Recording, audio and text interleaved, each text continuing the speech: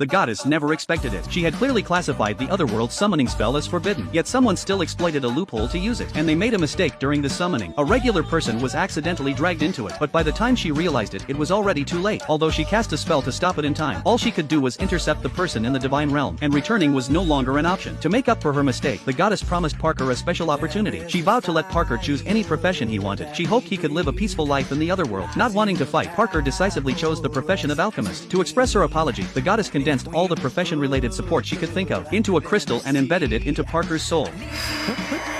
何これ何これじゃあアスガルド大陸へ行ってらっしゃい。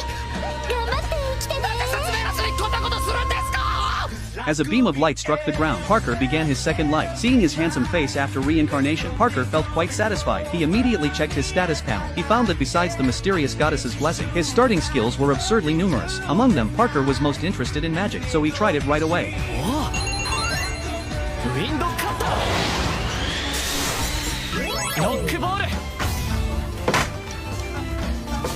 After a few simple experiments, Parker finally confirmed he had reincarnated in another world. Then Parker planned to head to a town. The first priority in living in another world is safety. He found a good piece of wood by the roadside. Using appraisal magic, he saw it was high-grade wood suitable for weapons, so Parker used his alchemy skill to combine the wood with a gifted dagger from his backpack and crafted a spear. Curious, he used appraisal on everything around him. Parker discovered the surrounding plants were all rare medicinal herbs, so he packed up all the herbs and stored them in the goddess's gifted storage space. This storage space could hold anything except living creatures. Just then, a little girl screamed for help and hid behind Parker. She was being chased by a horned rabbit monster. Parker was also terrified. He grabbed his spear and swung wildly at the horned rabbit. To his surprise, he killed it in one blow. At the same time, Parker gained the warrior profession. The little girl said her name was Molly. To thank Parker, Molly decided to take him back to her village. Meanwhile, 3 heroes who were properly summoned met the person who summoned them. She was Princess Elizabeth of the kingdom, and the reason for summoning them was no surprise. She wanted them to save the world. However, one of the girls felt the princess wasn't a good person and seemed very dangerous. Meanwhile, Parker followed Molly back to the village. The villagers were very grateful to Parker. Upon learning of Parker's noble identity as a mage, they invited him to stay in the village for a while, and they offered to build a house for him. After finding an empty plot, the villagers were about to start building, but Parker immediately cast an earth-type spell. He instantly completed the foundation. However, this drained all his mana. Fortunately, the villagers were very helpful. With their assistance, they quickly finished building Parker's house. Parker used alchemy and forging skills to craft various pieces of furniture. During this time, Parker collected various ores. He began studying alchemy and successfully refined an iron ingot on his first try. Parker spent the whole day researching inside his house. Unexpectedly, Molly came by in the evening to bring him food. She found Parker had exhausted his mana and looked like a dried-up corpse. To prevent Parker from becoming overly obsessed with alchemy, Molly and her mother came to Parker's house daily to